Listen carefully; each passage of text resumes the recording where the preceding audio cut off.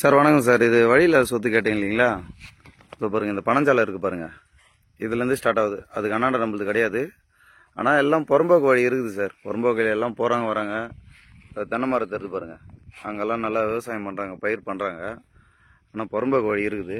இதோ பாருங்கள், இந்த பனஞ்சாலேருந்து அப்படியே ஒரே பவுண்ட்ரி சார். இல்லை கல்லாம் வருது, ஆனால் சின்ன சின்ன கல் தான்.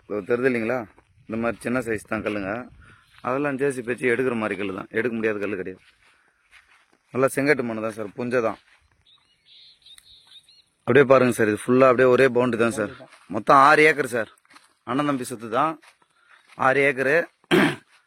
நல்லா கொல்லை மோடு சார், மேடான பகுதி தான். தார் ரோட்லேருந்து ஒரு 1/2 கிலோமீட்டர் வருது சார். ஆனால் புறம்போக்கு வழி வருதுங்க. நான் பைக்கில் தான் வந்தோம் இப்போது. அப்படி ஒத்தடி டபுள் பாதை தெரிஞ்சு பாருங்கள். இதெல்லாம் டிராக்டர் போகிறது தான். புறம்போக்கு வழி இருக்குது நம்ம சைட்டுக்கு வர்றதுக்கு. கார் கூட வரலாம்.